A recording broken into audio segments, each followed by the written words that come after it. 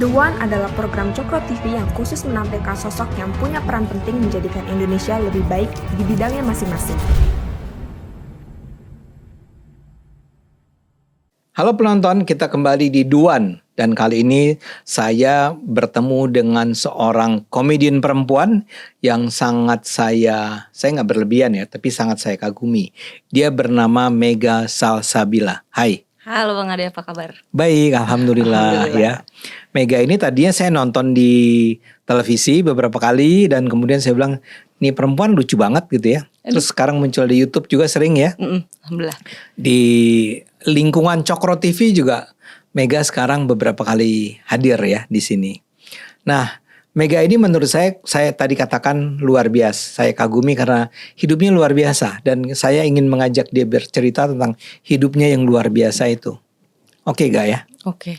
Nah, yang terakhir nih, Ga, ada kasus yang menarik perhatian saya. Dia itu suatu kali yang saya lihat nih potongan-potongan YouTube-nya itu cerita tentang dulu pernah jadi penyanyi ya. Pengamen. Penyanyi sih, iya, tapi penyanyi jalanan gitu ya. Dan salah satu hal yang menarik dari ceritanya Mega adalah Mega ini bilang bahwa paling enak tuh kalau nyanyi lagu rohani Kristen ya. Karena bayarannya banyak yang ngasih. Banyak yang ngasih. Iya, orang Kristen jadi kalau di pinggir jalan nyanyi tapi lagu rohani Kristen, terus ada yang ngasih. Ngasih gede-gede. Gedenya segede apa sih? Kayak 20 ribuan, 10 ribuan. Itu yang nyanyi di pinggir jalan dikasih 20 ribu. Iya. Aduh, saya itu paling berapa sih? 1.000 kali ya, 2.000 kali ya. Iya. Jadi ada yang kasih 20 ribu karena kamu 20. Menyanyi lagu Kristen. Iya, biasanya orang-orang Kristen yang ngasih. Yalah, masa orang Islam yang ngasih. Nah, terus Mega ini yang lebih menarik dari situ adalah kemudian Mega bilang bahwa Mega ini sekarang juga diminta untuk menyanyikan lagu Kristen dan ada yang memesan ya. Request. Berapa bayarannya? 500.000. Kan dahsyat ya. Jadi Mega yang berjilbab ini menyanyikan lagu Kristen, judulnya apa? Tuhan menetapkan langkah orang. Oke, silahkan nyanyiin dulu. Nyanyi nih. Sebentar ya. Tuhan menetapkan langkah-langkah orang yang hidupnya berkenan kepadanya. Apabila ia jatuh tak sampai tergeletak, sebab Tuhan menopang tangannya. Itu indah sekali lagunya ya. Iya. Itu lagu yang memang kamu ketahui dari dulu atau? Itu liriknya dari Injil. Oh, diambil dari Injil. Iya, liriknya. Ya, oke. Dan terus Mega menyanyikannya betul dikirim 500.000? Betul. Betul. Kalau enggak mah gak usah nyanyi. Nak ajar request doang gak bayar. ini bercandanya kayak begini nih ya para penonton. Terus sesudah itu ada lagi yang minta. Banyak. Ada yang banyak yang minta. Banyak, terus angkanya gede-gede.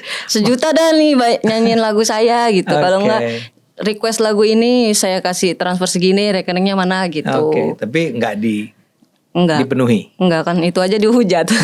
Oke, nah yang berikutnya yang menarik dari cerita ini adalah kemudian beliau ini, Mega ini dihujat. Apa kira-kira hujatannya? Kayak cuman gara-gara 500.000 nyanyiin lagu Kristen, jangan-jangan kalau 2 juta dibaptis nih gitu. Murah banget. Iya. Masa dibaptis 2 juta? Iya, 3 miliar lah. Enggak ya, bercanda ya. Tapi dihujatkan banyak sekali yang marah sama. Banyak. Terus kayak ngapain sih begitu, cuman gara-gara duit gitu. Mending nyanyi lagu ini gitu. Iya. Padahal ya Mega cuma sekedar menyanyikan lagu rohani dan itu pun bukan lagu rohani yang di dalamnya ada ayat-ayat yang bertentangan dengan keyakinan Mega sebagai muslim kan? Iya, betul. Kalau misalnya ya dalam sebuah lagu rohani itu ada sesuatu yang barangkali berbeda dengan apa yang diyakini selama ini, misalnya di situ ada kata Tuhan Yesus gitu. Iya. Mega akan menyanyikannya enggak? Enggak. Iya, oke. Jadi ya ada juga batasannya ya. Ada batasannya. Tapi ya itu, saya merasa bahwa apa yang dilakukan Mega itu luar biasa ya. Bahwa Anda ini sebagai seorang komedian itu juga pintar nyanyi tadi. Dan buat perusahaan rekaman sana yang tertarik dengan Mega bisa menghubungi kami atau menghubungi langsung Mega. Dan Mega itu tampaknya dari apa yang saya kenal selama ini menjalani hidup itu dengan penuh senyum, ketawa. Mega pernah marah gak sih? Pernah, Pernah ya? pernah. Kepada siapa? Nggak direkam aja. Pernah marah sama diri sendiri, sama Tuhan. Pernah Sama marah. Tuhan. Pernah. Kenapa marah sama Tuhan? Dulu ya, waktu mendapat satu musibah gitu, kayak kok Tuhan kayak gini sih? Padahal aku mau pengen berubah loh, aku udah pengen mencintaimu gitu. Ternyata pas marah itu, oh emang gini cara cintanya Tuhan ya. Kalau Tuhan cinta sama kita malah dikasih ujian ya. Gitu. Oke. Malah jadi baru tahu. Nah, Mega punya kesadaran bahwa ya begitulah cara Tuhan mencintai kita itu berdasarkan perenungan sendiri atau karena ada orang yang menasehati bla bla bla gitu. Karena direnungi, terus juga dapat masukan dari orang tua, dari teman-teman sekitar. Oke, bahwa itu sebetulnya jangan dilihat sebagai hukuman Tuhan. Betul.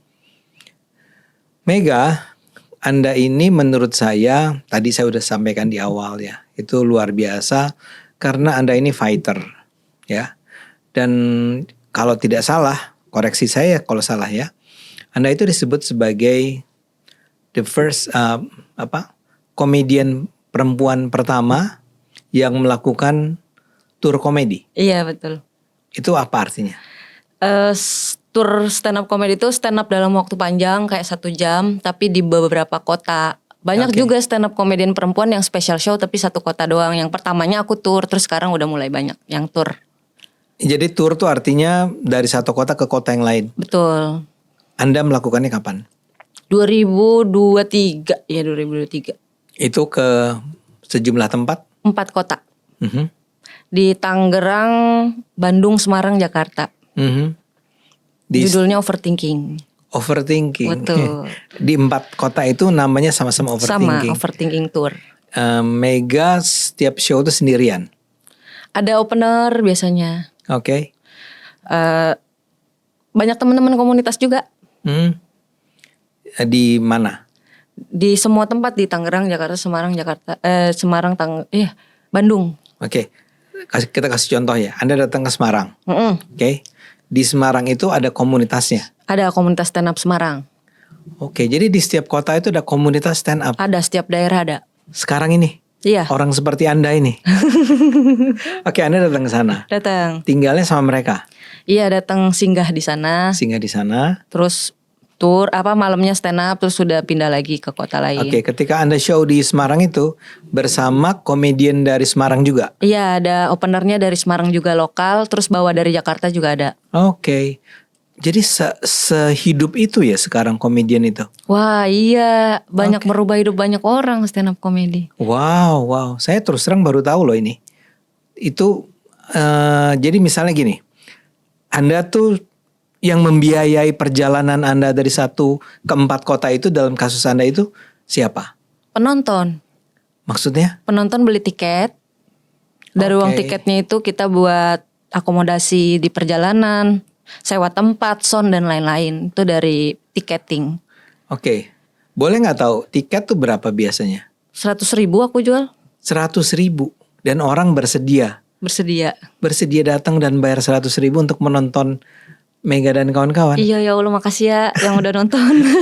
Makasih loh, saya nggak nyangka ada yang mau dengerin saya ngomong selama sejam gitu. Sejam? Sejam. Wow. Teman-teman Anda tuh yang berapa yang komedian-komedian Semarang itu berapa lama? Openernya tuh 10-15 menit. Nah, satu orang 10 menit, terus kedua 10 menit. Kamunya 1 jam. Betul. 1 jam ngomong sendirian di depan. Dan itu penontonnya tempatnya seperti apa sih? Klub atau apa? Kayak kafe-kafe. Oke. Kafe-kafe yang ada panggung, ada bangku penonton, semua rapet. Terus kita stand up di situ. Oke. Nggak ada sponsor gitu? Waktu Overthinking belum ada. Oh, kalau sekarang udah ada. Mudah-mudahan ada. Ada Bang Ade nih mau sponsorin. Oke. Ini buat siapa yang tertarik untuk mensponsori perjalanannya Mega. Nah, Amin. Mega itu misalnya overthinking. Kenapa namanya overthinking? Karena itu mau ngebahas ke overthinkingan aku selama menikah. Kan menikah 2 kali gagal, terus tuh overthinking banget sampai pengen bunuh diri segala macam ya. Terus dijadiin satu tulisan yang isinya komedi, terus dibawain. Jadi maaf ya, 1 jam itu isinya adalah komedi tentang kepahitan hidup kamu. kepahitan pernikahan. Oh, kepahitan pernikahan saja. Iya. Kepahitan pernikahan aja bisa 1 jam. Iya. Boleh nggak kasih contoh 1 aja? Joke yang kamu buat tentang pernikahanmu. Boleh. Misalnya? Tapi nggak apa-apa nih. Nggak apa-apa. Tapi jangan jorok ya. Ya kan udah jorok kepala saya. Ada nggak yang nggak jorok? Yang nggak jorok. Ini kita harus menjaga ini nih. Oh iya, ini tayang di YouTube ya. Ya. Yang nggak jorok apa ya? Ih, yang jorok-jorok Bang Ade kan janda. Jorok terus bahas ada yang agama juga. Ya apa misalnya? Saya kan pisah 6 tahun terus nikah lagi. Pas nikah lagi tuh COVID. Oh, 2019, 2020. Iya, sekitaran itu. Terus saya pas COVID baru tahu kalau ternyata suami saya nggak bisa sholat. Maaf. Jadi pada saat kenalan emang nggak pernah sholat dia? Dia sholat ke masjid. Makanya dia pas aku tahu COVID itu kan Sholatnya di rumah. sholatnya di rumah. Dia sebagai imam. Iya, terus kan aku tanya kok kamu nggak ke masjid, kan masjidnya ditutup. Ya udah Oh, kita jamaah di rumah aja. Terus dia ngomong sebenarnya aku nggak bisa sholat. Terus aku tanya terus selama ini kamu ke masjid ngapain? Ya sholat, aku ngikutin imam. Oh, iya, tapi iya. kamu ngerti bacanya. Pokoknya kalau imam bilang walat dolin, aku bilang amin gitu. Gak bisa sholat dia. Nggak bisa sholat. Nggak bisa. Terus kamu yang ngajarin. Akhirnya iya. Oke. Ya apa namanya? Itu kamu sampaikan di stand up show Iya, kamu. betul. Dan orang ketawa. Ketawa. Kok ada orang 30 tahun hidup kagak bisa sholat gitu. Iya. Kok bisa ya? Kok bisa ya? Nah, joke yang lain emang selalu nyerempet kaitannya sama seks gitu. Enggak, yang pernikahan pertama iya. Karena salah satu alasan dia selingkuh itu gara-gara dadaku kecil. Rata gitu Iya, iya, katanya. Iya. Jadi menyerempetnya ke situ dong. Ya itu nggak Mau jorok. mau dibahas kan. Kalau itu nggak jorok lah. Iya. Terus Jadi aku bilang dadaku tuh nggak kecil, ekspektasi kamu yang besar gitu. benar. Iya. Dan saya setuju itu. Mm-mm. Seharusnya saya ketawa, cuman saya harus mengatakan itu benar. Bener kan? Maksud aku kalau misalkan dia kan tahu dari kita sebelum menikah, dia udah tahu. Kelihatan dong ukurannya Iya. semana gitu. Iya. Kalau mau yang sama yang dadanya besar jangan nikah sama aku sama bebek gombel gitu. Gitu. Sama bebek gombel. Iya. Dan akhirnya kan dia kan menikah lagi tuh. Emang benar istrinya yang sekarang dadanya besar, cuma kepalanya kecil. Gitu-gitu aja Bang Ade. Penghiburan diri aja. Iya. Biar nggak insecure. Tapi betul-betul suami kamu bilang begitu. Kamu Iya. dadanya kecil. Iya beneran. Wow. Oke. Maafkan dia ya. Iya. Saya sebagai kaum pria menganggap pria semacam itu emang nggak layak menikah denganmu. Tapi aku nggak tahu ya konteksnya dia bercanda atau enggak. Tapi aku ngerasanya emang iya kecil, jadi ya udahlah aku terima aja. Iya. Tapi ya udah. Ini dulu ya. Kita mulai dari cerita bahwa kamu melakukan. Tadi kita ngapain ngobrolin tentang ini ya? Apa konteksnya ya? Konteksnya yang overthinking, bahas apa? Kamu membahas bahwa ya kasus-kasus terkait sama pernikahan kamu. Iya. Oke. Nah, kamu sendiri tadi saya lihat kamu sudah menyebut nih, ya. Maaf ya, saya menyebut Mega kamu karena usia dia itu setengah usia saya. Kamu 30 ya? Iya, mau 30 Tahun ini. tahun Ya. ini. Ya kan saya 60, tahun ini 64 jadi Iya. ini boleh lah ya. Seumuran bapak saya Bang Ade. Oh. Nanti saya panggilnya ayah ya. Oh, boleh. Nanti saya kuliah ongkosin. Kan ayah. Kamu kuliah? Baru mau. Iya, Juni nanti. Oh, Juni nanti. Mulai masuknya. Tapi udah Daftar dan lain-lain udah. Di mana itu? Untara. Apa itu Untara? Universitas Tangerang Raya. Sorry dok, nonton saya ketawa karena tadi ketika sebelum acara ini saya tanya sama dia bilang Untara. Terus Iya. ketika saya tanya sama dia Untara itu apa dan dia bilang Tangerang Raya, saya kan nggak tahu. Dan Penonton juga nggak tahu nih kayaknya. Ya, kayaknya ya. Dia merasa bahwa semua orang di dunia ini nggak ada yang tahu apa itu Untara. Oke, sekarang Mega menjadi duta dari Untara ya. Kalau dia Waduh. kuliah di sana, ambil apa? Ilmu hukum. Ilmu hukum. Iya. Kenapa? Karena tadinya mau psikologi, tapi universitas psikologi itu mahal, yang ada psikologinya, jurusan psikologinya. Oh. Jadi yang murah adanya itu. Tapi kenapa hukum kan bisa taruhlah saya orang komunikasi, kenapa nggak komunikasi kan? Kamu komedian gitu, atau kenapa nggak, I don't know, yang lain ekonomi atau apa? Karena aku pernah punya masalah sama hukum dan aku tidak mendapatkan keadilan. Jadi kalau misalkan aku punya ilmu hukum, mungkin aku bisa menuntut suatu keadilan, mungkin suatu saat nanti gitu. Apa? Kasus KDRT. hukum? KDRT. Oke. So itu bagian penonton Mega nih ngomong KDRT dengan ketawa. Iya. KDRT, kekerasan dalam rumah tua. Enggak, rumah tangga. Aku sekarang udah ketawa aja Bang Ade, karena nangis-nangisnya kan udah kemarin. Oke. Mungkin kita sekarang ngobrol dulu tentang hidup kamu ya. Boleh. Kamu datang dari keluarga yang lengkap ya. Lengkap tuh maksudnya gimana? Bapak, ibu, dan anak-anak. Ada ikan. Ada ikan, ada kucing. Sayur. Lengkap ya. Iya lengkap Bang Ade. Tapi kayak toksik gitu memang. Toxic. Orang tua yang berantem mulu gitu. Oke. Orang tuanya berantem sampai KDRT? Enggak ya? Enggak sih. Verbal aja ya? Berantem verbal. Sering-sering kayak bukan orang tua yang harmonis lah gitu. Oke. Lengkap mah lengkap. Oke. Kamu nomor 7, paling bungsu dong ya? 7 bersaudara. Terus secara ekonomi bagaimana? Secara ekonomi ya ada naik turunnya. Mhm.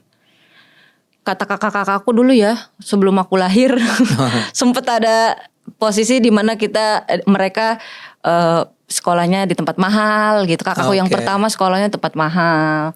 Terus kehidupan ekonomi tuh lumayan gitu. Terus makin banyak anak katanya makin susah. Terakhir aku dapet yang susah-susahnya gitu. Bagian susahnya tuh kamu? Iya. Iya. Sesusah apa misalnya? Sesusah nggak bisa sekolah. Maksudnya? Nggak punya ongkos buat berangkat sekolah, nggak punya buku LKS, terus nggak bisa ikut tur di sekolah gitu-gitulah susahnya. Itu SD SMP gitu? SD SMP tuh. SD SMP itu di SD, Tangerang SMP. ya? Di Tangerang, betul. Oke, so jadi apa yang terjadi kalau kamu bahkan nggak tahu punya duit nggak buat berangkat sekolah? Kamu kan harus sekolah. Iya. Terus gimana? Mamaku karena mungkin orang Batak ya, keras Oke. gitu. Jadi mengajarkan ya kamu pikir gimana caranya biar bisa sampai ke sekolah walaupun gak ada uang gitu. Wow. Itu mamamu? Iya. Ayahmu? Ayahku kan memang jarang di rumah. Oh, oke. Dia kerja serabutan di luar gitu, jarang pulang juga.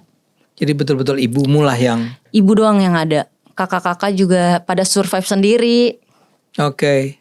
Jadi masing-masing orang tuh survive sendiri-sendiri. Iya betul. Dan kamu sejak kecil udah dibilang, pokoknya kamu berangkat ke sekolah, gimana caranya gak tahu, tapi kamu harus nyampe sekolah. Iya. So what did you do? Sementara di sekolah tuh jaraknya tuh harus naik angkot gitu loh Bang Ade. Pulang jauh. pergi 2.000 tuh 1.000. Iya. Karena gak punya ongkos aku berhentiin truk ke Menempeng Bang gitu. Pakai baju sekolah. Itu kelas berapa? Dari kelas 1 SMP. Oh, kalau Ya, SD gimana? Kalau SD sekolahnya masih deket rumah lah, terjangkau jalan kaki. Oke. Masih terjangkau. Kalau Iya. Tapi kan dulu belum ada makanan bergizi nih.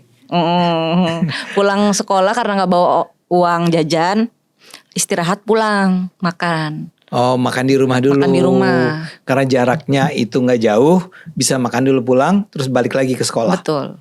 Oke, terus selesai lah. Makan siang balik lagi. Jadi pada dasarnya SD itu buku pelajaran segala macam.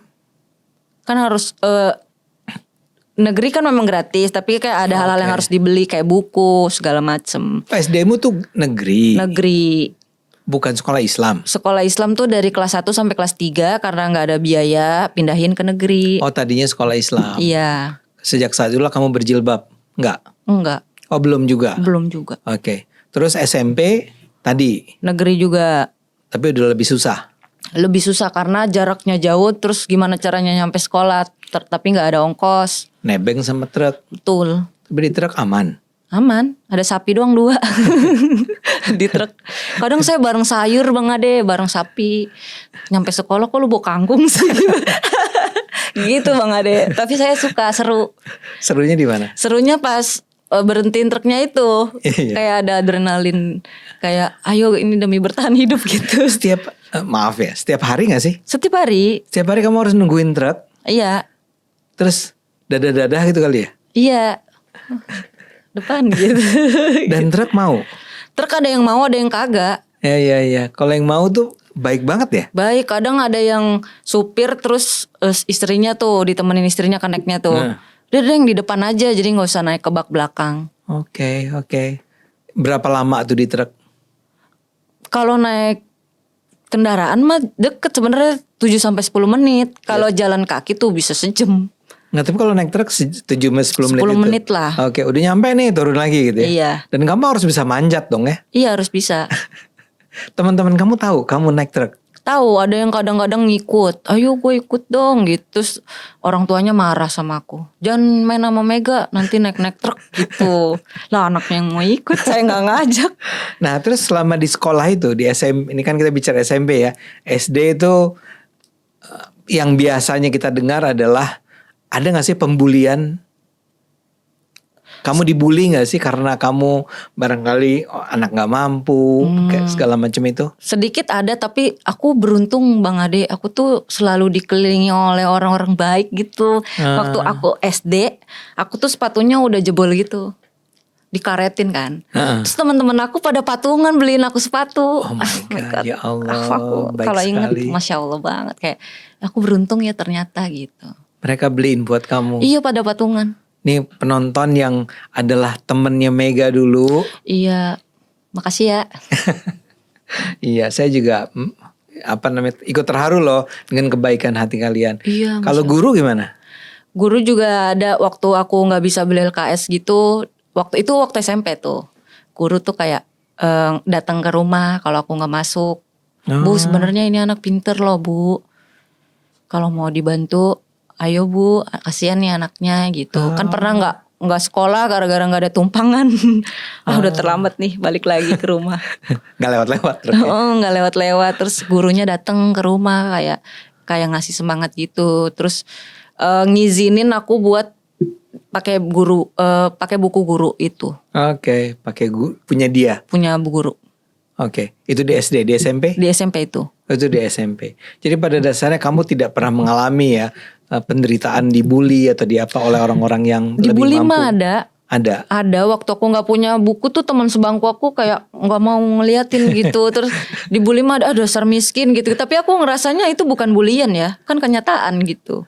Oke, kamu ketika itu sudah menerima itu sebagai ya udah gitu kan? Iya.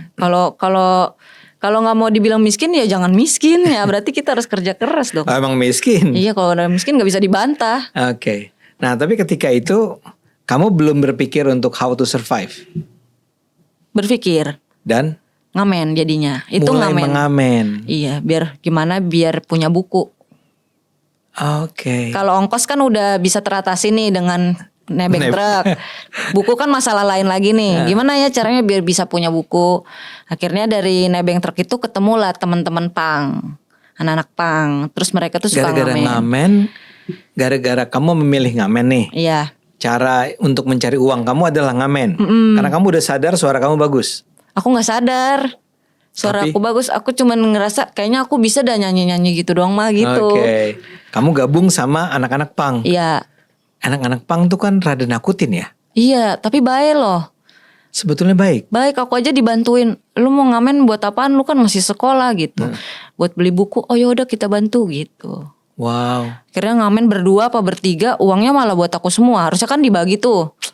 Buat aku tuh bingung kenapa aku ketemu orang-orang baik terus gitu. Kenapa kamu baik? Mungkin ya Allah. Emang iya. Itu di Tangerang. Di Tangerang. Nah, kamu ngamen tuh kapan? Jadi misalnya setiap malam atau hanya malam minggu atau apa? Setiap pulang sekolah. Setiap hari? Setiap hari pulang sekolah. Itu kamu pulang sekolah jam berapa? Jam 12. Jam 12 udah mulai ngamen? Jadi aku dari rumah bawa baju ganti kadang-kadang. Artinya orang rumah gak ada yang tahu? Gak ada yang tahu awalnya. Awalnya gak ada yang tahu? Gak ada yang tahu. Terus berapa lama gitu baru tahu? Baru tahu. Aku pulang udah punya buku. Dapat duit dari mana gitu. Ngamen. Wow. Nah, kamu ngamen itu seberapa banyak waktu itu uang yang kamu peroleh? Banyak Bang Ade, kayak sehari tuh kayak 30.000 mah megang. Waktu itu, ini tahun berapa kira-kira? 2000 berapa ya? 2009 mungkin ya, 2009 apa Oke. 2010. 15 tahun yang lalu. Kamu dapat 30.000 per hari 30.000 satu kali. satu kali, tapi kan kadang kita pakai makan. Jadi nabungin tuh 10.000, ntar dapat lagi 10.000 lagi. LKS tuh kalau nggak salah 80.000 deh. Harga bukunya. Iya. Satu paket. Satu paket itu Itu kebayar 80.000. lah. Iya. 2 minggu lah aku bisa beli dari Oke. ngamen. Oke, terus sisanya dipakai buat apa? Pernah juga aku bawa pulang, Mm-mm. kayak beli beras gitu pernah. Oke, buat ibu kamu. Dan apa ininya? Reaksi keluarga. Ya udah kayak, tapi tetap sekolah ya gitu. Oke, dia nggak ada juga keberatan ya? Nggak ada keberatan. Kakak-kakak kamu juga mendukung. Yang mau gimana lagi gitu. Iya. Nah, itu SMP kan? SMA terus gimana? Nah SMP itu aku sempet dititipin di Tulang. Tulang tuh om ya? Paman dari keluarga ibu. Mau kelas 3 pindahin ke sana. SMP. SMP Di mana? dibiayain di sana di Tanjung Priuk. Oke. Mm-mm. Kamu di Tangerang, kemudian ke Tanjung Priuk. Betul. Itu 1 tahun. Pamanmu nih Kristen ya? Kristen. Terus di sekolahin SMP sampai lulus SMP udah punya ijazah, dipulangin lagi. Pulang. Habis itu ini gimana nih, mau lanjut SMA apa enggak? Karena enggak ada biaya nih orang tua. Akhirnya aku berhenti dulu tuh setahun. Berhenti sekolah. Berhenti, enggak lanjut ke SMA, terus nyari-nyari kerja, terus paket C. Biaya sendiri paket C. Oke, selama setahun tuh ngapain? Kerja aja apa aja, kayak ngamen, bikin tato gitu. Bikin. Terus Maksudnya sablon kamu yang baju. bikinin tato buat Iya. orang. Tapi kamu sendiri kalau nggak salah ada tatonya nih kan? Banyak aku. Semua badan aku tato semua. Oke, dan ya itu gara-gara waktu itu. Iya, Di masa-masa SMP atau SMA? lulus SMP. Lulus SMP kamu tatoin badan kamu. Iya. Oke. Karena aku depresi gitu Bang Ade, kayaknya aku nggak bisa jadi apa-apa deh. Kayaknya aku nggak bisa punya pendidikan tinggi deh, udah tato aja gitu. Oke. Sedepresi itu. Mm-mm. Kamu nggak ngelihat ada jalan untuk Kayak udah gelap gitu, kayak ada nggak sih nih masa depan gitu. Oke. Kamu dari tadi tidak menyebut ayahmu. Dengan ayahmu kamu nggak berkomunikasi. Berkomunikasi, cuman pendidikan tuh bukan yang utama di Buat keluarga kita tuh makan, yang penting bisa makan, bisa bertahan hidup biar nggak busung lapar gitu. Karena buat makan aja kadang susah gitu. Jadi pendidikan tuh belakangan, nggak diutamain. Ayahmu nggak sama sekali mensupport kamu untuk ngapain kayak gitu ya? Aku juga bingung ya. Kadang aku mikir anak tukang beca aja bisa jadi sarjana. Bapakku tuh bukan tukang beca, dia tuh banyak skillnya. Tapi kok nggak bisa sekolahin anak. Tapi aku nggak bisa menyalahkan dia juga. Mungkin keadaannya kurang. Jadi ya aku berpikir kalau aku pengen punya pendidikan tinggi, aku harus bekerja lebih keras lagi. Oke, jadi semua tergantung sama Diri usaha sendiri. kamu sendiri ya, diri kamu sendiri ya. Nah pada saat itu kamu religius nggak? Enggak, Sama sekali nggak ya? enggak percaya Tuhan aku. Pada saat itu. Iya, Sekarang percaya dong. sekarang percaya. Oke, ketika kamu nggak percaya Tuhan, apa yang kamu sama sekali mengabaikan agama? Sama sekali, nggak pernah puasa, nggak pernah sholat, nggak tahu ini Lebaran, ini bukan gitu, nggak tahu. Di rumah nggak ada perayaan Idul Fitri gitu? Ada, tapi aku lebih ke yang udahlah gitu. Kamu tinggalnya di mana ketika itu? Aku kan pindah-pindah tinggalnya.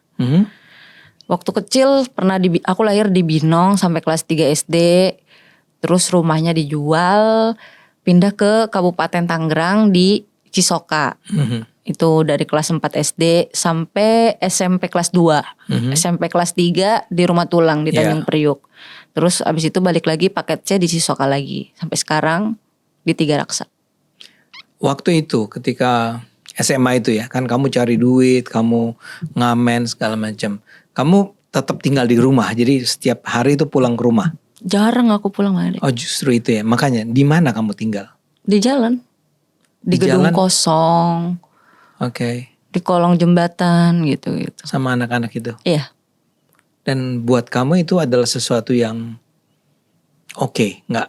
Buat kamu tuh Nggak oke juga sih. Tapi kalau aku pulang cuma jadi beban orang tua, jadi aku malu. Jadi aku biar aja aku sampai aku punya uang, ada sesuatu yang aku bawa saat aku pulang. Oke, kamu kan nyari uang, jadi kalau selama seminggu misalnya, kan dapat uang dan kamu tidak harus bayar sekolah dan segala macam, kamu bisa pulang dan membawa uang. Betul. Oke, dan orang tuamu nggak nyari-nyari kamu? Nyari. Aku kan pernah 11 bulan gak pulang. Oke. Mamaku nyari terus nangis-nangis. Kayak ngapain sih nangis gitu. Aku nyariin, kamu masih mau sekolah enggak gitu. Emangnya ada biayanya? Udahlah gampang, nanti aku bisa sekolah sendiri. Kamu jawabnya gitu? Mm-mm. Oke. Nah itu SMA, dengan kamu survive dengan cara seperti itu sampai kemudian kamu dapat paket C, bayar sendiri, lulus. Lulus, Terus, nikah. begitu lulus, nikah. Nikah. Oke, itu artinya tahun berapa yang pertama kali menikah? 2012. 2012, pernikahan pertama. Pernikahan pertama. Dan suami kamu tuh Anak pang juga. anak pang. Jadi menikah dengan sesama anak pang. Menikah lalu punya anak pertama ya. Punya anak pertama. Dan Bercerai. kenapa bercerai? Selingkuh tadi. Oh, yang tadi bilang dadanya kecil itu adalah suami yang Iya. pertama ini. Berapa tahun kamu jalani? Nggak lama, aku tuh anak aku lahir 21 hari tuh kita pisah. Pisah. Karena kamu tahu dia selingkuh. Awalnya nggak tahu dulu, awalnya dia masih pulang malam, pulang pagi gitu. Terus aku baru melahirkan, aku tuh baby blues gitu loh Bang Ade. Iya. Ngerasa sendiri, stres, ngurusin anak sendiri gitu. Terus nggak ada temen buat ngobrol, nggak ada temen buat ayo bareng-bareng buat anak kalau anak nangis. Aduh stres banget gitu, nggak tahu kenapa. Akhirnya aku bilang, yaudah aku pulang dulu deh ke rumah orang tuaku, aku nggak bisa nih sendirian gitu. Aku harus tahu gimana caranya. Akhirnya aku pulang, terus dengar kabar dia udah nikah lagi sama janda itu. Jadi kita nggak cerai dulu, dia nikah lagi dulu baru cerai. Oke. Terus kamu mendatangi dia dan bilang kurang ajar gitu nggak? Enggak, sinetron banget gitu. Enggak sinetron ya? Enggak, karena memang perempuan itu bukan yang pertama yang dia nikahi. Sama kamu juga bukan orang yang pertama. Maksudnya? Pernikahan dia dengan kamu itu pernikahan dia yang pertama? Pertama, kita sama-sama pertama. Cuman selingkuh ini, perempuan yang dinikahi ini bukan pertama kalinya selingkuh. Oke, dia sudah selingkuh. Sudah selingkuh Padahal beberapa kali. pernikahanmu cuma berapa lama? Berapa tahun ya? 2 tahun. Cuma 2 tahun dia udah selingkuh beberapa kali? Iya. Oke. Ya layaklah kamu ceraikan dia. Kamu yang menceraikan kan? Akhirnya iya. Resmi gak itu perceraian terjadi? Awalnya enggak. Baru aku urus-urus. Kapan? Sekarang? Mm-mm. Sekarang udah? Oh sekarang mah udah. Udah. Pas dia udah nikah lagi. Jadi dia nikah lagi tuh bujangan. Statusnya bujangan. Mengaku bujangan. Iya. Terus? Akhirnya udahlah aku minta cerai aja. Dia gak mau ngurus kan. Kalau mau cerai urus aja sendiri. Ya udah aku urus sendiri. Dan kamu resminya bercerai pada tahun? Pas anak aku udah berapa tahun ya? 4 tahun mungkin 3 tahun. Oke. Nah pada saat itu kamu tinggal sama orang tuamu dengan anakmu? Anak aku yang tinggal sama orang tuaku. Aku mau rantau. Ke Batam. Ke Batam ngapain? Kerja. Kerja maksudnya apa? Pabrik atau apa? Kayak di golf. Gitu-gitu. Caddy? Oke. Terus? Kayak di golf. Terus kasir juga pernah. Terus ngamen-ngamen juga pernah di sana. Oke.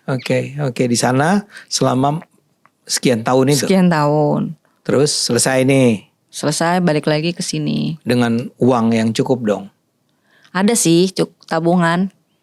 Terus pulang? 2016. 2016 pulang sini. Pulang ke sini. Cuman kan uang yang aku cari, aku habiskannya dengan cara yang senang-senang. Salah lah ya. Cara yang salah. Jadinya terjadilah kecelakaan. Itu. Lagi? Kecelakaan yang pertama kali aku memutuskan buat akhirnya memperbaiki diri. Oh, oke. Yang cerita kecelakaan tolong ceritain dong. Jadi kan aku pulang bawa uang nih dari kerja dari Batam. Ini di Batam. Pulang. Oh, adalah duit lah. Iya. Tapi dihabisin buat mabok, terus narkoba dan lain-lain. Di sini? Di sini. Di sana juga sih. Tapi di sini yang kena imbasnya banget. Karena pas keadaan mabok itu, aku pulang waktu itu main judi juga. Terus aku pulang, terus aku nabrak.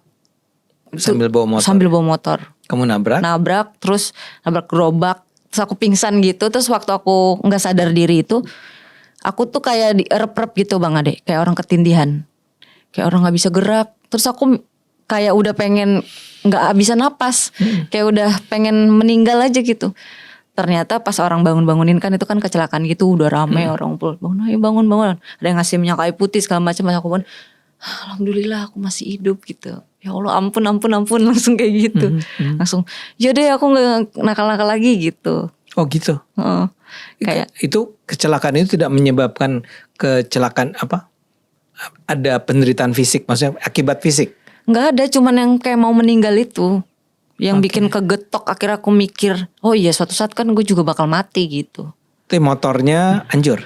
Motornya hancur. Terus aku bawa TV waktu itu, TV buat ibu. Itu hancur itu juga hasil menang judi TV-nya. Jadi hancur ya udahlah, bukan duit dari yang berkah juga kan. Iya. Terus kamu selamat dan kamu bilang Alhamdulillah saya masih hidup. Kamu akan berhenti. Iya. Terus? Mulailah pakai baju panjang gitu. Di rumah nih, Di berubah berhenti minum. Dikit-dikit. Oke. Nggak bisa ternyata langsung berhenti gitu Bang Ade. Iya, adiktif sih. Dikit. Jadi mulai pakai baju panjang, terus Belum pakai jilbab? belum. Terus mulai kayak nginget-nginget lagi tentang sholat gitu. Belajar sholat. Mulai pakai hijab pun masih mabok. Masih belum bisa berhenti gitu. Masih mabok. Terus lama-lama berhenti sendiri. Akhirnya berhenti sendiri. Berapa lama? Mungkin setahun ya baru bisa. 2 tahunan mungkin. Itu masih mabok terus. Masih kayak gimana ya? Kayak kalau ada lagi pusing dikit mabok gitu. Tapi maboknya itu bukan mabok yang sampai Nggak sadar diri. Maboknya kayak yang cuman ngilangin sakit di badan aja. Iya. Orang bilang tipsy misalnya. Boleh tahu nggak apa yang kamu minum? Kalau pas sudah berhijrah itu, paling intisari gitu-gitu. Kalau dulu? Kalau dulu karena punya duit Jack D gitu, Wah, Long Island gitu. Ini bukan pelajaran loh penonton, tapi Iya jangan ditiru ya. kualitasnya memang beda itu ya. Iya karena kan ngerasa kerja nih, ngerasa gue punya duit nih, udahlah gue seneng-seneng gitu. Nah 2015-2016 itu kamu nggak bekerja? Bekerja jadi kasir di salah satu tempat pijit. Oke. Nah habis itu aku dipecat. Gara-gara? Aku udah mulai ikut stand up. Pernah satu hari aku bolos. Bukan bolos sih, izin sih sebenarnya. Gak masuk sekolah karena ada lomba stand up nih. Terus aku Gak masuk kerja maksudnya? Gak masuk sekolah lagi. Gak masuk kerja karena ada lomba ini. Tapi aku udah izin gitu. Temen aku juga gantiin sip gitu, mau. Akhirnya aku lomba itu dan aku menang juara 2 dapat 1 juta. Besoknya pas aku masuk kerja aku dipecat. Karena itu? Karena gak masuk itu. Oke, terus? Akhirnya duit 1 juta itu yang menang lomba itu aku DP-in motor kredit. Terus aku jadi ojek online deh. Oke. Itu 2017 gitu ya? 2017. Oke, kamu ojek online? Ojek online. Secantik ini jadi ojek online? Banyak dong. Enggak sekarang aja Bang Ade. Sekarang aja, dulu mah kusut juga. Tadi perceraian yang pertama itu gara-gara kusut? Iya kusut, gak beli make up. Sekarang aja nih karena kerja make upan kan. Oke. Terus yang pernikahan kedua kapan? Pernikahan kedua itu pas Covid, sebelum Covid. 2019 lah ya? 2020-an lah. 2020. 2020. Terus aku nikah lagi. Itu dengan siapa? Temen lama. Oh. Masih circle-nya masih sama. Iya. Komedian enggak? Bukan, circle-nya masih pang-pang juga. Oh, anak pang lagi. Iya. Nikah 2020. Nikah. Terus pas aku melahirkan anak yang kedua dari suami yang kedua. Anak pertama juga sih, dua-duanya anak pertama jadinya. Iya. Anak dari suami kedua. Iya. Terus KDRT. KDRT. Fisik ya? Fisik. Sampai biru-biru gitulah. Kamu dipukul? Dipukul. Kamu dipukul kenapa? Karena dia emosi. Bukan karena salahmu? aku juga sampai sekarang masih nanya, emang aku salah ya kalau aku ngomong kayak, jadi waktu itu anak aku tuh nggak ada susu, terus aku itu dia udah dari pagi nih nggak ada susu. Terus aku ngomong sama dia, dari kemarin susu nggak ada, iya ntar gue cari. Akhirnya aku sebel, aku bilang, aku punya tas waktu itu aku beli dan aku mau jual. Ada yang mau beli, buat beli susu lah. Terus aku mau COD, Bang Ade, mau COD. Dia nggak kasih, jangan keluar gitu, udah malam masih jam 8. Terus buat kamu itu belum malam lah ya. Iya masih jam 8, biasanya gitu juga sampai jam 11 gitu kan. Terus jangan keluar udah malam gitu. Terus kataku, ini mau COD, ini COD buat beli susu loh, kataku kayak gitu. Terus kalau gue bilang jangan lu kenapa sih ngelawan mulu gitu. Ya udah kalau jangan ada solusi yang lain nggak, aku bilang gitu. Ya udah besok gue cari, nggak bisa besok sekarang, kataku gitu. Ini anak dari pagi nggak nyusu, dia tuh tidur karena kecapean nangis. Karena nggak ada susu. Terus dia merasa aku melawan. Padahal aku mau bantuin dia loh gitu. Dia bilang aku ngelawan mulu, ngejawab mulu kata dia gitu. Padahal aku mau bantuin dia. Kalau enggak aku minta solusi deh. Ayo kalau gak boleh jual tas nih, kamu bisa gak beli susu hari ini? Gak bisa kan. Terus kalau aku ngomong dibilangnya ngelawan. Terus akhirnya terjadilah dipukul itu. Oh ngejawab mulu judar gitu. Artinya berulang kali dipukulnya? Iya sampai memar. Kalau sekali doang kan belum tentu kan. Bisa aja terus, pelan. Kamu langsung? Habis itu kejadiannya aku diusir sama dia. Udah dipukul diusir? Diusir. Sama anak? Udah lu kalau mau pergi aja deh dari sini. Kalau lu gak nurut gitu. Ya udah aku bawa ya anaknya. Aku bilang jangan bawa anak gua gitu. Akhirnya aku pergi sendiri. Waktu itu pergi sendiri. Dia dapat minum susu dari mana? Aku juga gak tahu. Waktu itu tuh posisinya kontrakan aja masih aku bayar gitu. Kontrakan, kok aku diusir dari rumah yang aku yang bayar gitu. Aku juga mikirnya aneh banget gitu. Akhirnya aku pulang dulu kan. Pulang ke rumah orang tua tuh 2 hari tuh emak nanya, anak lu mana? Kok pulang sendirian? Laki lu mana gitu. Terus aku gak tega buat cerita kalau aku dipukulin. Terus bapakku mungkin punya feeling. Terus dia nanya, pas dia kebetulan lagi ada di rumah, mana si Dede gitu, ada di sono, lu kenapa gitu. Aku ceritanya sama bapakku. Akhirnya bapakku temenin aku ke sana untuk ngambil anak. Ngambil anak. Dibawalah ke rumahmu. Terus itulah yang menyebabkan kamu bercerai. Di pernikahan kedua ini nggak ada closure gitu loh Bang Ade. Nggak ada. Artinya apa itu? Dia tuh nggak, ini mau gimana gitu. Dia tuh gak menetapkan kita cerai, kita enggak gitu. Jadi aku menganggapnya udah cerai dong, udah dipukul segala macam. Karena yang kedua kan waktu itu nikah agama. Aku ngerasa udah cerai aja. Tapi waktu anak aku ulang tahun dia datang lagi. Sorry, ini ini berpisah nih. Berpisah nih. Terus dia datang lagi. Datang lagi waktu itu. Anak aku ulang tahun, terus dia datang, terus dia minta maaf sama keluarga aku segala macam, dan dia merasa kita belum bercerai, masih bisa diperbaiki. Aku kasih kesempatan lagi. Jadi rujuk lagi? Iya, aku kasih kesempatan dan diulangi lagi. Pukul lagi? Pukulnya sih gak sampai biru, tapi dipukul juga. Untuk alasan yang sama?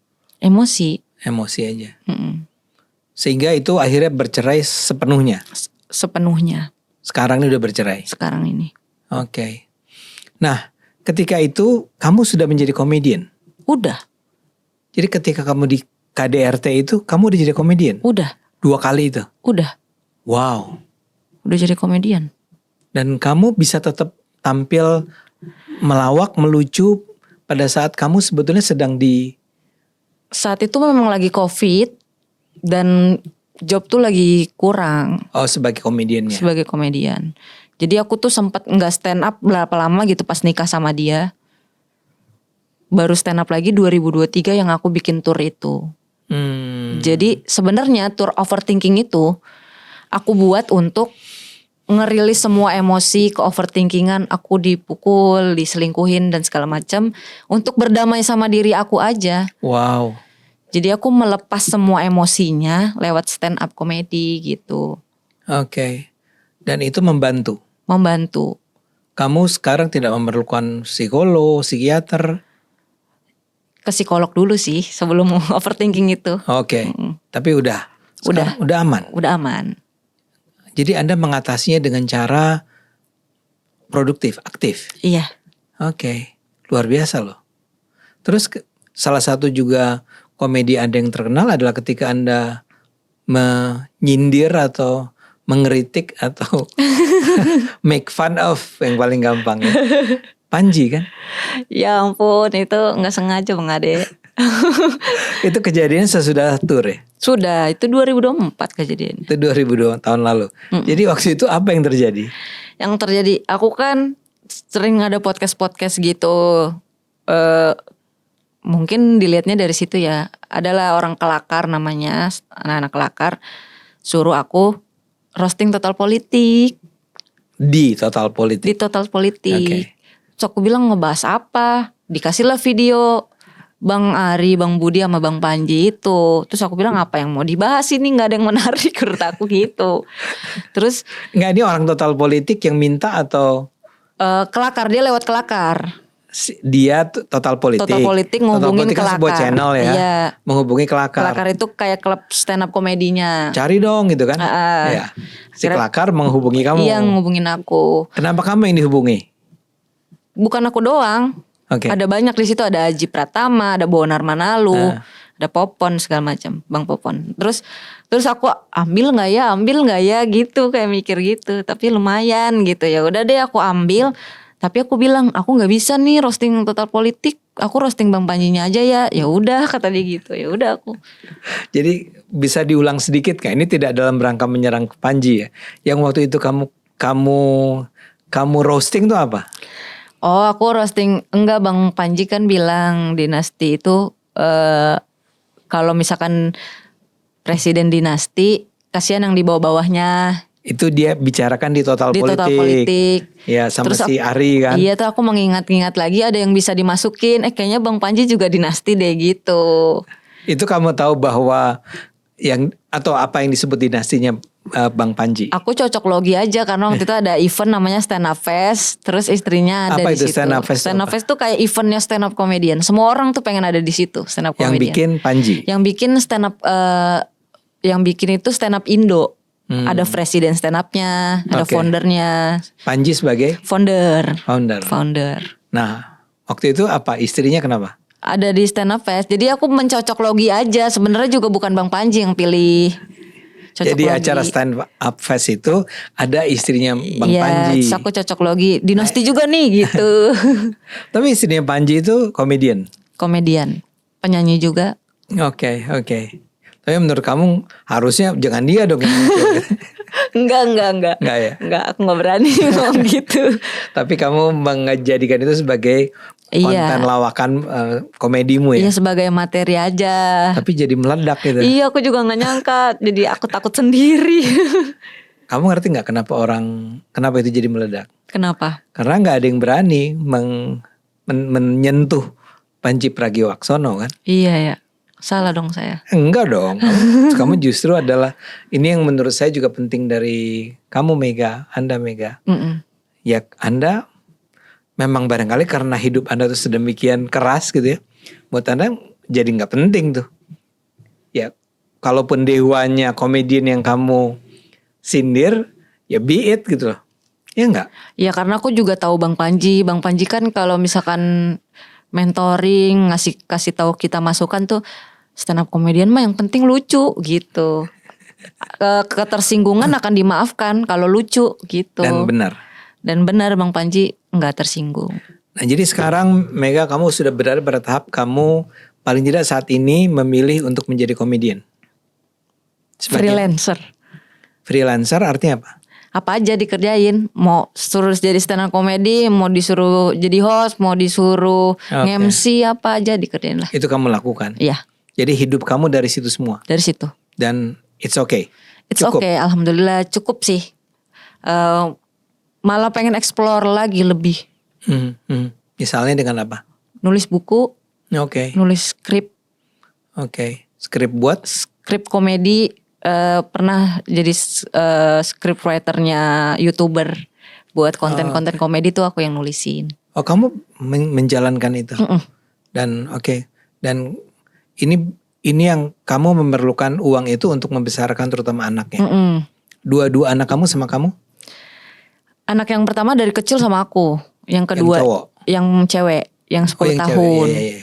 Yang kedua ini dari kecil, dari yang aku jemput itu sampai 4 tahun sama aku. Sekarang lagi diambil sama bapaknya. Bapaknya juga minta waktu yang sama. Kamu turut bantu dia nggak? Turut bantu gimana? Ya kan, kalau anak kamu yang nomor 1, kamu yang biayain sepenuhnya. Betul. Sepenuhnya ya? Sepenuhnya. Nah yang kedua? Yang kedua selama sama aku juga sepenuhnya. Kalau sekarang? Sekarang lagi di bapaknya. Artinya sepenuhnya oleh bapaknya? Kadang aku kirim-kirim juga kayak apa, aku paketin gitu. Oke. Kamu masih bantu keluarga nggak? Mama udah nggak ada. Oh mama udah nggak ada. Nggak Papa ada. Papa ada. Turut kamu pasti udah tua dong. Udah seumur saya? Iya. 60 sekian. Kamu ikut bantu? Kalau dia perlu ada, kalau lagi ada aku bantu. Kalau dengan saudara-saudaramu hubunganmu masih? Karena mereka udah pada punya keluarga kali ya. Oke. Jadi udah masing-masing gitu. Oke. Saya melihat bahwa Mega seringkali juga mengajak teman-teman komedian muda ya untuk ikut sama showmu atau apa? Ngajak apa nih? Nggak, misalnya di Cokro kamu datang bersama. Oh, podcast. Iya, aku suka. Suka ya? Bawa teman-teman. Itu dengan tujuan? Biar nggak apa-apa, biar ada konten aja. Bukan karena ingin bantu mereka. Sama juga. Ya. Jangan, aku nggak mau bilang gitu ah. Oke. Mega ini sangat rendah hati dan sangat tidak Amin, ingin ya Allah. Tidak ingin menyombong gitu ya. Ya Allah, amin ya Allah. Oke, Mega, mudah-mudahan kariermu akan terus berkembang, Amin. besar, Bang Ade. sukses, Amin ya Allah. dan kamu bisa menjadi teladan buat orang-orang lain tentang betapa kamu bisa survive dengan segala macam cobaan hidup yang kamu jalani. Dan sukses juga dengan kuliahnya ya. Amin, mudah-mudahan lulus cepat. Lulus cepat jadi ahli hukum, Amin. membela kaum perempuan. Pengen jadi advokat. Yang membela kaum perempuan. Betul. Iya. Iya. Oke. Sama hak anak. Sama hak anak. Oke penonton, inilah cerita Mega yang mudah-mudahan ada manfaatnya buat kita semua. Kalau buat saya sih. Kayaknya ada gak sih? Ada lah. Gak pede. Kita doain aja ya Mega. Kita Amin. support. Nanti kita kalau dia bikin show. Aku mau bikin Fatherless Bang Ade. Apa itu? Fatherless judul stand up-nya. Oke. Di Hari Ayah. Ada stand up Fatherless. Judulnya Fatherless di Hari Ayah. Di Hari Ayah. Aku Kapan mau itu? ngomongin bapakku. Hari Ayah itu Desember. Oh masih lama. Masih lama. Kamu ingin ngomongin bapak? Iya. Why? Karena aku nggak berani ngomongin dia di mana-mana. Aku beraninya di situ di show itu. Oke. Ya udah, semoga terwujud ya.